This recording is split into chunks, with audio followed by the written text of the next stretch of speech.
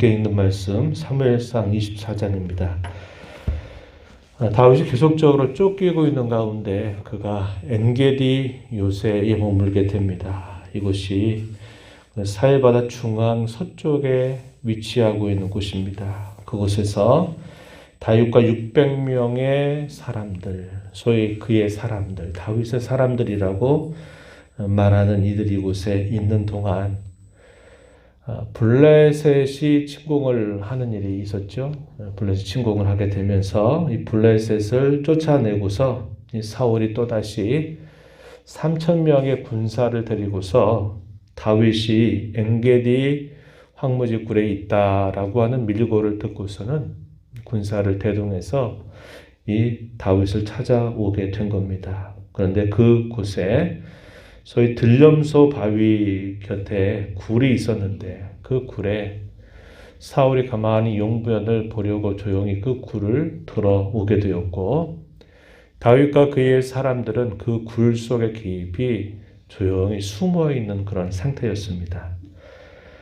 용변을 보러 왔던 이 사울을 두고 다윗의 곁에 있었던 신하는 왕이시여, 다윗이여, 이번에가 하나님께서 당신을 처단할 수 있는 절호의 기회를 주신 것입니다. 이렇게 이야기를 하게 됩니다.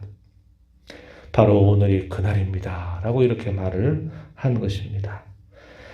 다윗이 그 말을 듣고서는 이 사울을 처단하는 것이 아니고 그의 옷자락을 살짝 베게 된 겁니다.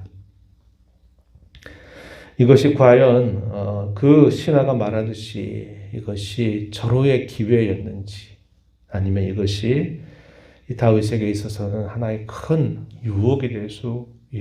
유혹이었는지 하는 것들을 잘 분별할 필요가 있다 하는 것이죠.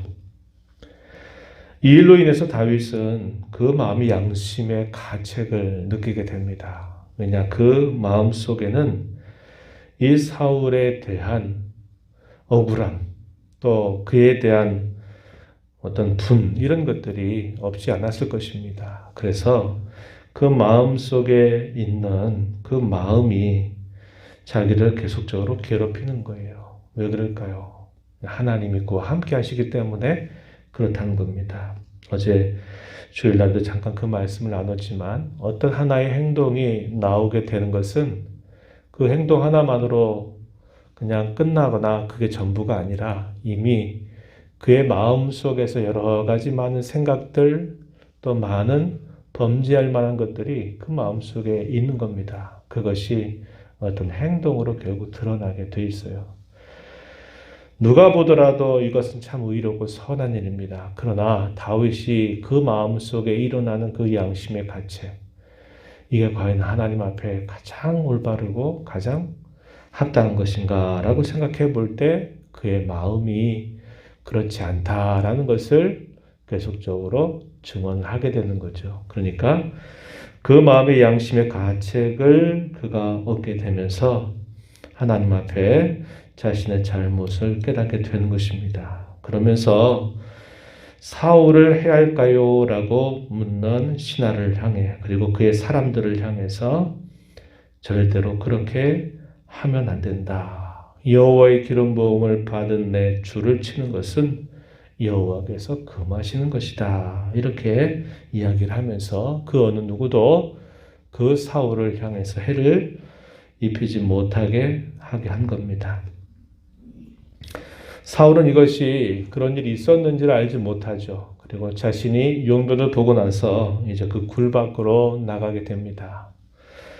다윗이 그 뒤를 따라 나가게 돼요. 그러면서 다윗과 이 사울과 멀리서 대면하는 그런 상황이 있게 돼요. 그러면서 대화를 나누게 되는 말씀, 그것이 8절에서부터요 22절까지 길게 주어지고 있습니다. 다윗이 가장 먼저 한 일은 왕의 이름을 부르고 그 왕 앞에 엎드려서 절하는 태도를 보입니다. 그리고서 자신의 처지를 그 사울에게 호소하지요. 9절 가서 보면은 다윗이 왕을 해하려 한다고 하는 사람들의 말을 어찌하여 들으시나이까 내 손을 들어서 내 주를 해하지 않을 것입니다. 이렇게 말을 하죠.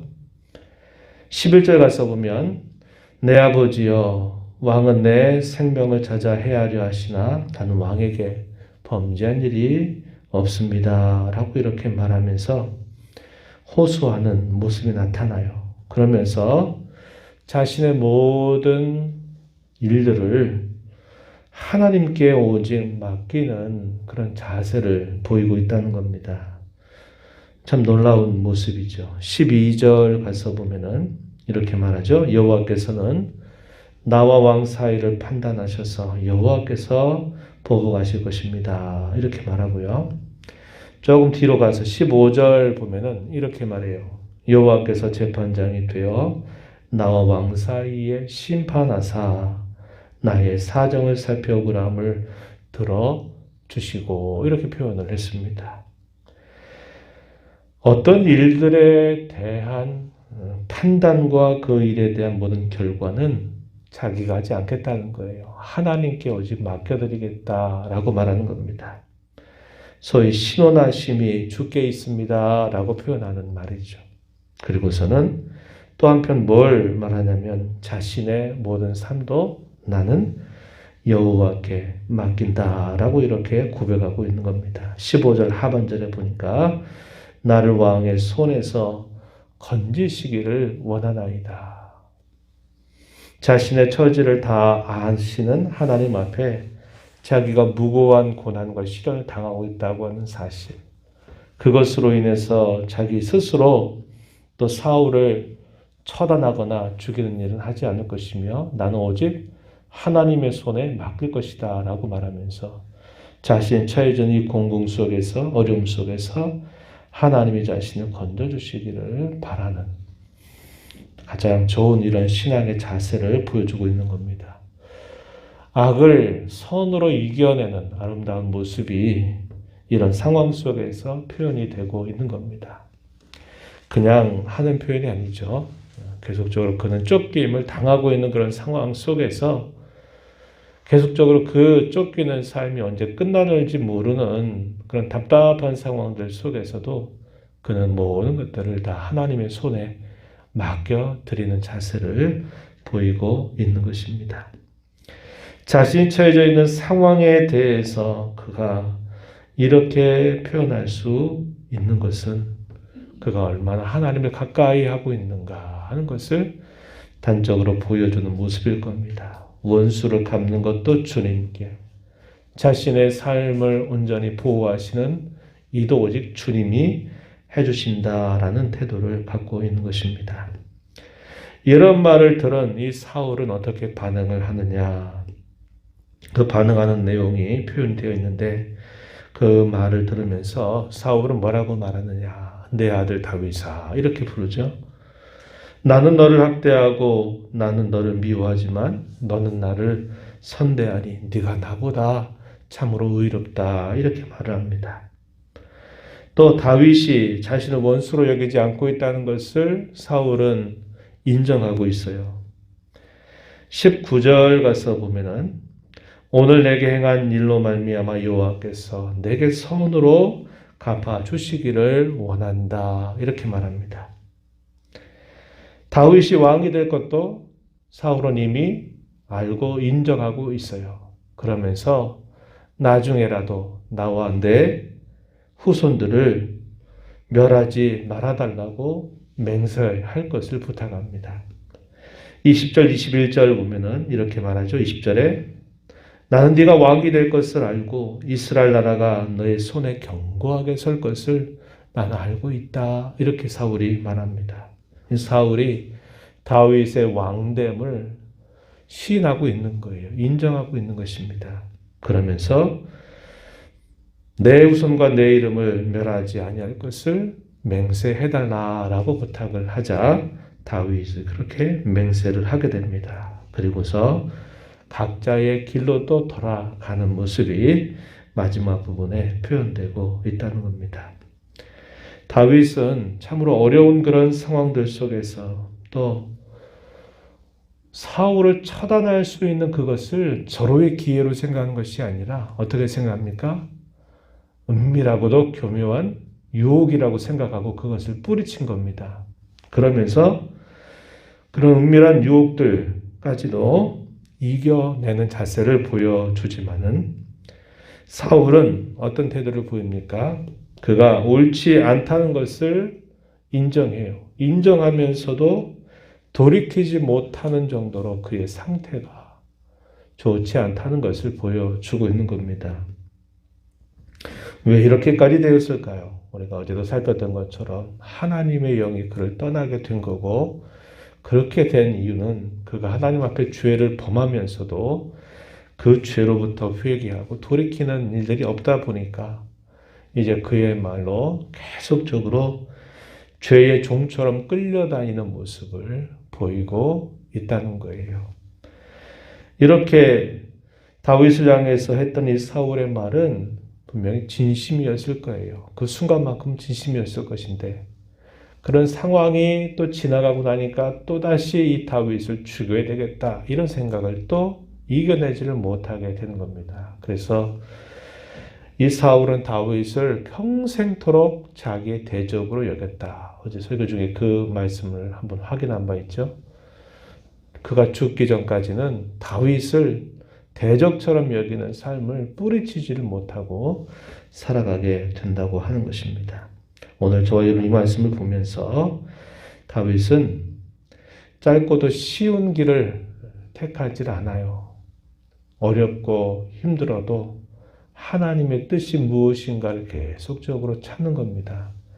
이것이 신앙인의 참 좋은 결단의 모습임을 우리가 알게 돼요. 그는 하나님의 뜻을 계속적으로 구합니다. 그리고 선한 양심을 따라 살기 위해서 쉽고 빠른 길을 택하지 않고 잘못된 길을 택하지 않고 옳지만 고난을 당하는 그런 길을 그는 택하는 결단을 보이게 됩니다. 이것이 그가 하나님의 사람으로 빚어져가는 과정이고 이것이 그가 이스라엘이 세우고자 하는 가장 진정한 왕의 모습을 보여주고 있는 자세라는 것을 우리는 알게 됩니다. 저와 여러분이 이 땅에 살아가는 동안에 성도가 된 것처럼 저와 여러분도 이러한 신앙의 자세를 가지고 살아가야 한다는 겁니다.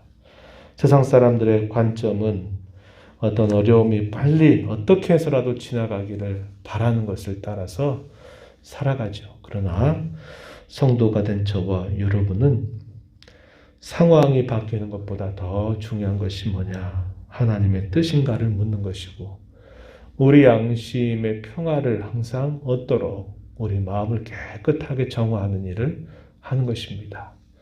주님의 손에 우리의 모든 삶을 맡겨드리면서 그분의 뜻을 끊임없이 구하고 그 뜻대로 살아갈 수 있는 힘과 지혜를 구하면서 한 걸음 한 걸음 전진해 나가는 것입니다. 이것이 저와 여러분에게 원하신 하나님의 뜻임을 기억하면서 이 한 주간 흩어진 교회로 살아가는 우리의 모든 삶 속에서 이런 신앙의 좋은 면모를 잘 드러내는 복된 삶 되게 해달라고 간절하게 기도하고 힘써가게 되기를 바랍니다. 하나님 아버지, 지난 밤에도 아버지 은혜로 쉬게 하시고 이 새벽 시간에 또 깨워주셔서 이 새벽을 깨우며 주 앞에 나와 찬양과 경배로 이 하루를 시작하게 하심을 감사합니다. 오늘도 앞서가시면서 저희에게 주시는 말씀을 저희 마음에 잘 새겨서 주님의 뜻이 무엇인가를 잘 분별하고 또 저희가 살아가는 삶 속에 결단을 가지고 하나님의 사람처럼 성도답게 살아가는 저희 모두가 되게 하시기를 원하옵나이다. 다윗은 쉽고 빠른 길, 이러한 길에 그는 서 있지 않고 하나님의 뜻에 맡기면서 원수 갚는 것도 하나님께, 자기의 인생에 가는 모든 걸음도 하나님께 맡겨드리면서 하나님의 뜻을 구하고 찾는 자세를 가집니다. 그것이 하나님 앞에서 그가 늘 취하는 삶의 자세였음을 저희가 생각해 보며 그렇게 살았던 다윗을 하나님은 내 마음이 합한 자라 그렇게 그렇게 말씀을 해 주십니다. 구원의 은혜를 감사하면서 하나님의 뜻이 이것임을 저희 마음에 잘 새긴 자로 흩어진 교회로 우리의 삶 속에서 이러한 믿음의 행보를 잘 걸어가도록 도와주시며 인도하여 주시옵소서. 은혜의 보좌 앞에 나와서 아버지의 은혜를 간절하게 구하는 심령들의 간구를 귀 기울여 주시고 들어주시기를 원하며 예수님 이름으로 기도하옵나이다. 아멘.